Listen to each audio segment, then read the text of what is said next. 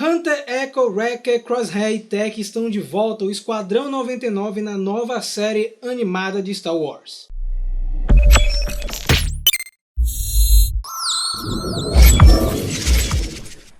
Olá, fãs de Star Wars, voltamos a papear aqui no Mega Hero dessa franquia maravilhosa, agora, Dudu, com a série nova do Dave Filoni, uma série animada. Né, a continuação de Clone Wars.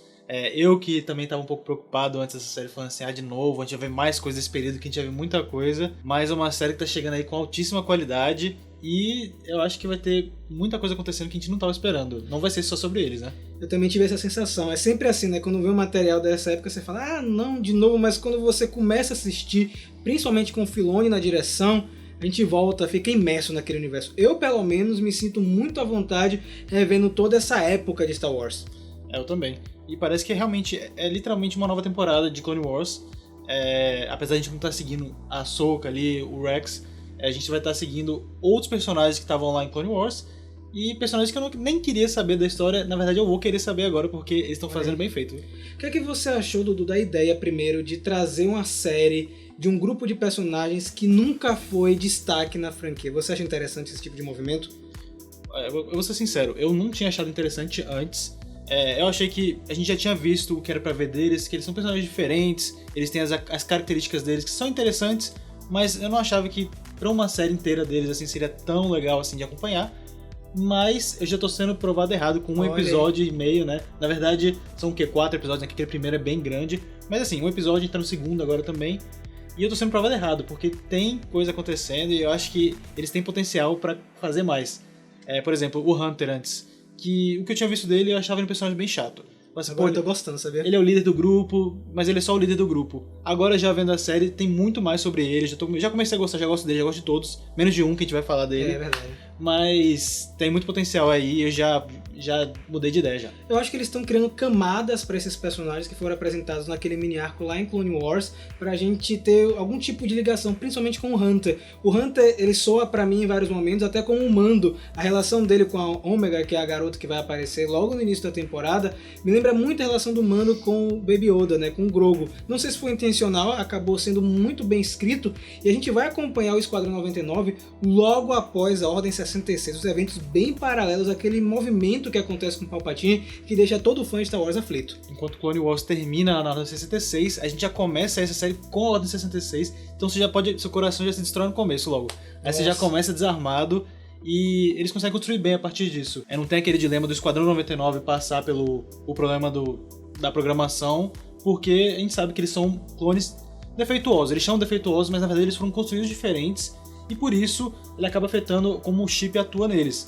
No caso, a maioria deles não atuou, né? A gente vai ver que no Crosshair atuou, mas justamente a gente vê esse ponto de vista de quem tava ali no meio, sobreviveu, tá confuso. É muito louco, cara. E isso, você vê aquele lado de trás, mas ainda assim, tipo, eles não estão com o Império, eles estão confusos com o que tá acontecendo, tentando descobrir, né? E logo nesse primeiro episódio, uma grande surpresa, Caleb Dume aparecendo, o Kanan de Star Wars Rebels, então isso prova que vai ser uma temporada, uma série, com vários easter eggs espalhados, alguns bem na cara, como foi esse, que é o momento onde Caleb e a mestra dele estão no meio da guerra durante a Ordem 66 e acontece o chamado de Palpatine. Você até acha que eles vão trazer mais do Kanan aí no futuro, enquanto Caleb, né? Você acha que ele vai aparecer de novo na série agora, ou eles vão deixar pra materiais futuros, só deixar no livro mesmo, em Rebels, e não explorar mais ele na série? Cara, é complicado bater o martelo, porque sendo Star Wars é um lance muito imprevisível, né? Eu gostaria, no lance de aparecer ou não, eu gostaria que aparecesse. O que eu percebi já assistindo a série de Star Wars é que, geralmente, quando eles botam um personagem, não é pra aparecer uma vez. Mesmo que o Kanan apareça depois e tal, eu acho que eles vão acabar botando alguma cena dele mais pra frente, ele vai reaparecer, pelo menos ele seguindo o rumo que ele tem que seguir até ele chegar em Rebels. Mas eu acho que sim, eles vão explorar de novo. E, obviamente, a gente vai ter outros personagens que a gente conhece aparecendo, porque, como a gente falou, esse período ele é muito bem explorado, tem muita coisa acontecendo, então tem muito personagem que a gente conhece também. Sim. Eu duvido que eles não usem, né? Exatamente. E nesse momento aí onde está rolando essa treta, acontece a Ordem 66, a mestra de Kanan é morta, e ele entra naquele conflito, eu vou confiar nos Clone Troopers ou não? E o Esquadrão 99 também não entende o que está acontecendo, porque eles não foram afetados pela programação, exceto o Crosshair. Porque lembre, né, os Jedi, eles não eram simplesmente aqueles caras fortões que estavam lá, eles eram os comandantes dos Troopers, né? Então os clones estavam todos no comando deles, e chega uma ordem do nada dizendo assim, não, seus comandantes são, na verdade, o inimigo. Obviamente eles ficariam confusos, né? Os outros não ficam confusos porque eles estão sendo programados. Mas a gente vê esse lado deles, né? Do conflito ali. Cara.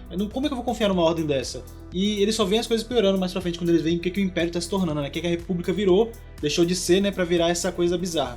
Exatamente. Depois que Caleb escapa, a gente vê que o Crosshair ele foi afetado pela programação, ele é meio que afetado, a gente vai ver um pouco mais depois no episódio que ele é 100% reprogramado, mas você sente que ele ainda tá naquelas, se ele vai seguir a ordem ou se ele vai continuar seguindo o grupo de amigos. Então uma coisa interessante, assim, que se você assistiu Star Wars antes, você não sabia exatamente como funcionava, esse negócio do chip e tal, ou até você sabia, mas a gente nunca tinha tido essa visão tão próxima, né, dos clones no momento que foi virado assim. Tipo, o que você pensa? Será que ele fica totalmente, vira um robô? Será que eles param de pensar, param de ser individuais, assim, né? A gente nunca teve essa proximidade tão grande, assim, como a gente tá tendo agora, pra ver esse lado dos clones. E eu achei interessante o Crosshair, ele só ser semi-afetado, como eu acho que teve outros clones que aconteceram a mesma coisa. Pode ter rolado. Então pode ser que tenha essa briga de, sabe, interior mesmo, mais pra frente da temporada com os clones. Mas eu acho que o Crosshair, inclusive, vai ter algum desenvolvimento com ele. Com certeza. E talvez ele até consiga se liberar disso. Seria ótimo, hein? Ou ele morra, porque eu mesmo já não gosto mais dele. Eu quero que ele morra. Mas então, nosso esquadrão vai para Kamino para entender o que está acontecendo, né? Kamino, para quem não sabe, é aquele planeta onde são feitos os clones. Foi mostrado originalmente na trilogia prequel. E quando eles chegam no planeta, dão logo de cara com o Tark, que tem um plano para substituir os Clone Troopers. Faz sentido, né? No Império, o que eles querem? Ter controle. Pra você ter controle, você tem que manter a população sob cheque. Então, uma coisa, você precisa de mais soldado. Mais soldado, você pega a própria população e também ajuda a manter a população, sabe, presa naquele sistema. Sim, tipo assim, os seus filhos, as pessoas áveis vêm trabalhar pro Império, que a gente mantém vocês no nosso braço, né? E a gente não gasta tanto com os clones, porque eles falam lá que como é caro, que a justificativa é essa, né? É muito caro, não tem como manter, apesar dos Kaminoans quererem continuar a fazer, né? E lembrem que esse período do Império é um período longo, né? São vários anos do Império tomando o controle da galáxia. A gente tá vendo o Caleb bem pequeno aqui, depois a gente vê o Kanan mais velho lá em Rebels, cara. Então tem um intervalo muito grande, um momento extenso para que o Império seja controlado pelas garras de Palpatine. E lá em Kamino eles encontram a outra protagonista da série, essa que pra mim é uma das personagens mais interessantes e misteriosas, que é a Ômega, que aparentemente também é um clone, só que diferente. A gente mesmo já começou a teorizar em cima dela, antes mesmo daquela cena final do primeiro episódio, que eu já achei estranho, assim, por que eles criaram uma clone? É porque ela não é uma clone do Django, né, como todos os outros são. Ela é uma clone diferente, então por que teriam feito uma clone diferente? Tem algum propósito, né? A gente já começou a achar estranho que parece que ela é um pouco intuitiva, assim. Aí em Star Wars, intuitivo, você já começa a pensar logo em força, né? É sensitivo, será? E lá no final do episódio, então, quando ela tira, ela fala, nunca tirei, e ela dá aquele tiro perfeito e tal, você fala assim, tem a força atuando aí no meio. Será, cara? É muito capaz que eles tenham conseguido fazer um clone sensitivo com a força, que eu acho que sempre foi o sonho do Palpatine, né? Conseguir criar soldados sensitivos. E a gente tá teorizando que vai ser isso, né? Que vai ser alguma coisa pra esse lado. Será que vai ser a peça fundamental dessa primeira temporada, por exemplo, né? O lance que o Dudu falou, no momento que ela atira em direção ao Crosshair. E ele tá completamente controlado agora depois que o chip inibidor foi reprogramado. Eu fiquei um pouco sentido na hora, porque era amigo deles de longa data. Ao mesmo tempo que eu acho interessante trabalhar com essa dualidade, né? Você ser rival do seu próprio amigo, seu amigo virar seu inimigo. Acho que isso vai ser trabalhado ao longo da temporada. Eu acho que tem um pouco de duas coisas aí. A primeira, talvez seria tão necessário que um deles fosse pro outro lado, que eles podiam ter dito que todos eles foram imunes ao chip, e ok. Porque se você for pensar assim, eles têm que lutar contra alguém que eles conhecem, na verdade todos os clones são irmãos deles, né? Sim, então verdade. até um certo ponto, já teria um pouco dessa briga assim, apesar de que, ao outro lado, que não seria tão impactante, porque eles até se consideram diferentes, né? Eles são diferentes, mas eles se consideram diferentes dos outros. Eles chamam os outros de regs, né? Que são os regulares. Então... talvez eles realmente precisassem ter um deles mesmo do outro lado pra ter essa dualidade. Mas no final das contas eu gostei do que eles fizeram com ele. Apesar de que eu quero ver o que vai dar nisso, porque inclusive eu achei estranho. Estranho não.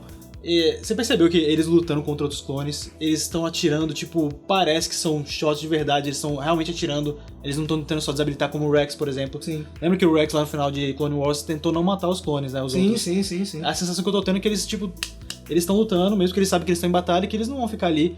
Eu não sei se é a sensação minha, mas eu acho que eles realmente não estão atirando pra matar, né? Caramba, A própria Força 99, né?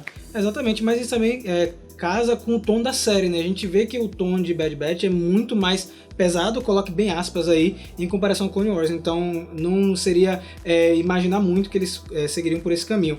Mas o segundo episódio é interessante porque eles saem de caminho não fugindo, né? A ideia do Hunter é desaparecer completamente no meio dessa guerra, e eles vão para um planeta que logo de cara eu já sabia que eles iam reencontrar com um velho conhecido dos fãs de Star Wars, lá da segunda temporada de Clone Wars, o Cut, que é um desertor, um clone desertor. Adorei a volta do personagem, não sei você. Eu também, quando eu comecei a ver o planeta, as plantas, eu falei, nossa, parece aquele planeta lá do começo de Clone Wars, então eu já fiquei esperando que talvez fosse realmente era o Cut, né?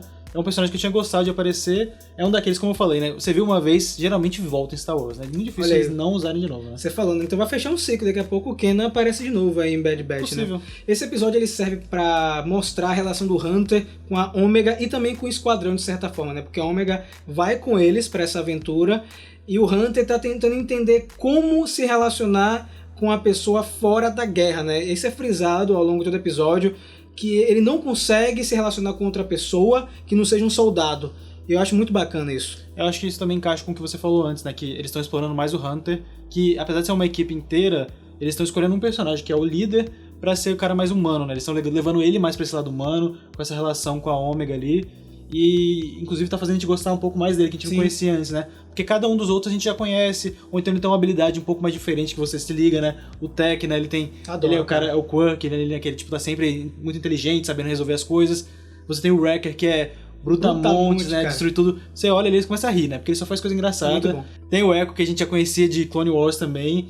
E então, assim, eles estão conseguindo usar um personagem pra fazer essa ligação, mas, sabe, pé no chão. Eu gostei do que eles fizeram no segundo episódio, eu acho que eles estão dando esse pontapé inicial nessa aventura, né? A gente tá vendo só os primeiros passos agora, mas de forma geral eu acho que foi uma ótima reintrodução desses personagens. Acho que vai ser uma temporada que vai ficar marcada, assim como as outras séries animadas de Star Wars. Eu tô confiando muito no trabalho de Filoni e dos roteiristas de Bad Batch. Eu acho que vai ser um material muito bom, cara. Sim, e pra quem tá com expectativa baixa, porque uma série só dos Troopers ali, né?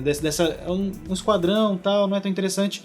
Como a gente falou, deve ter muito mais coisa acontecendo. Quem sabe realmente a Omega não tem alguma ligação com a força e eles não explorem isso. Talvez o próprio Palpatine venha atrás deles e tenha uma interação mais pesada com o Império, né? Eu acho que vai rolar muita coisa, mas primeiro eu quero saber a opinião de você que tá do outro lado assistindo o Mega Hero aqui no YouTube. Deixa aqui na seção de comentários o que é que você achou dos primeiros episódios de Bad Batch. Se você não acompanhou e assistiu o vídeo todo, tomou muito spoiler, né? Então vai lá, procura o episódio pra assistir. E não esquece também, é claro, de seguir o Mega Hero nas redes sociais, principalmente o Twitter e o Instagram, @MegaHeroOficial, onde saem todas as novidades do universo da cultura pop.